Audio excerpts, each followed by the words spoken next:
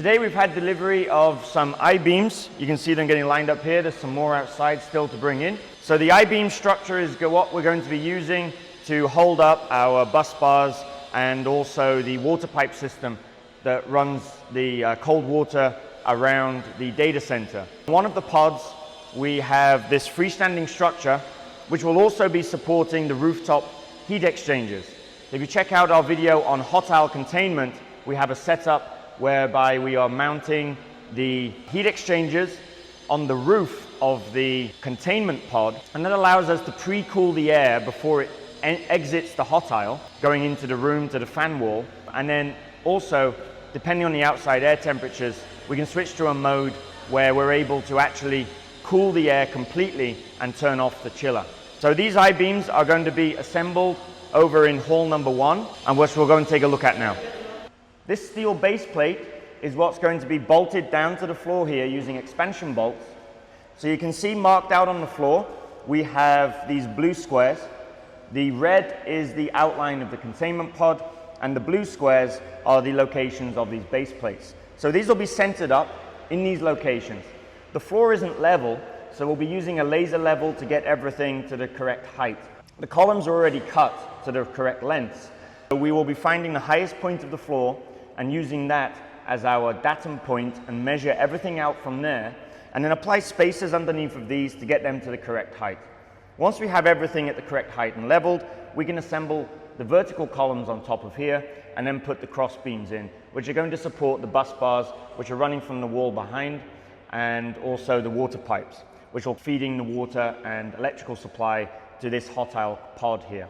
Stay tuned to our future videos to see the progress of this. It's probably going to take us a week or so to get everything put into place and get these columns all welded up. Then we can begin to move in the containment pod after we've poured a concrete floor. So after putting all of these in place, we'll actually be pouring a level floor, which will bury these base plates and the bolts in the ground. So we'll only have the columns coming up, and then we can move in the actual containment pods. So these are the remaining steel girders still to bring in. They're quite big and heavy, so manipulating these, getting them stood upright is going to be a bit of a challenge. And then we've got to make sure that they are plumb vertical before we weld them onto the base plates. We're going to need to use a laser alignment just to make sure that we get everything square, and then the whole thing will go together. So when these were delivered, you can see on some of them we already have welded on some plates for attaching the cross beams to them. So these are already welded on in the correct positions. So hopefully all of our measurements were correct, everything's going to align up, and when we put this together we should be able to bolt each of the pieces together. And then after it's been fully assembled, we're going to need to paint this.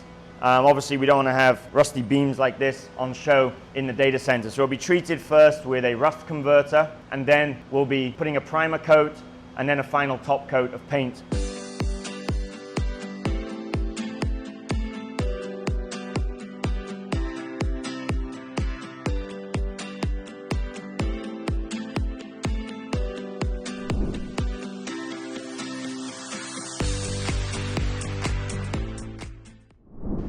So we've prepared this plate with a vertical post on it, which is centered. We're going to use this as our reference point. We've kind of measured up and found that this point here, so this position is going to be, we think, our highest location.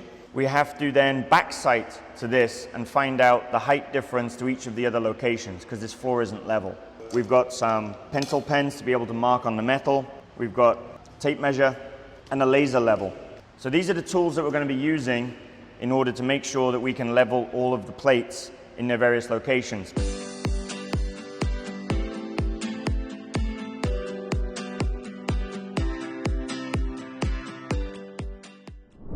So the height of this vertical piece here is 50 centimeters. So we need to get the height from the floor to the top of this, which is going to be a little bit more than 50 centimeters. So we measure also this distance, and we can add those together, and that gives us the total height to the top of here. We don't actually need to get to the total height to the top of this though. We want the 50 centimeter mark.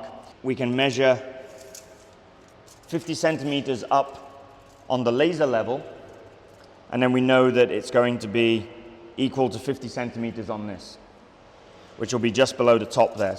Okay, so we've got our marking now on the vertical steel piece. This, as I said, was 50 centimeters long. The distance from the floor to the top of the plate was 1.6, 1.7 centimeters. So we measured that down from the top to get our mark here. Now we've put the laser level on and we've aligned that up. So this level is now 50 centimeters from the floor. Now we're just going to take the laser level out, center it on each of the locations, and see where the mark falls on our steel column, which will tell us the distance that we need to adjust at each position. This location here is P1, so that's plate number 1.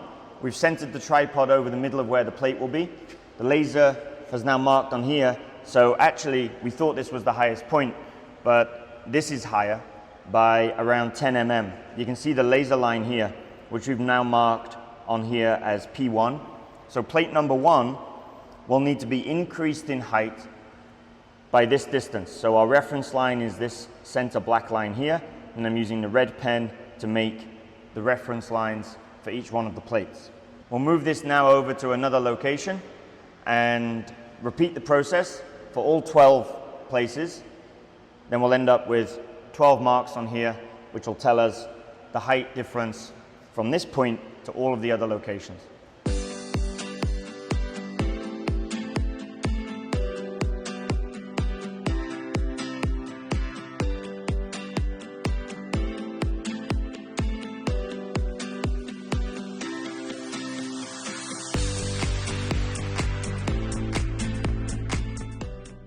So now we've got everything measured out. As you saw in the time lapse there, we had to bring in some of the steel girders. So this was all actually measured out before the steel beams were delivered. We just wanted to make sure that all of the measurements were accurate. So we lined up over there at the far end the steel girders, and we found a few small adjustments that needed making. So what we're going to do is now we have all of the measurements for the different heights referenced to here for the plates. We can make the adjustments of the plate levels in each one of these locations now. We know how many millimeters. So the lowest point was over there. It's around 21, 22 millimeters lower than this point. We'll adjust the heights of all of the plates, fix those into position, and then we can begin putting the columns in.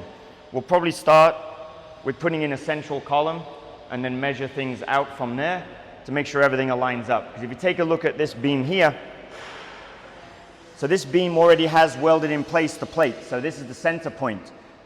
We have horizontal columns and beams that come off of these.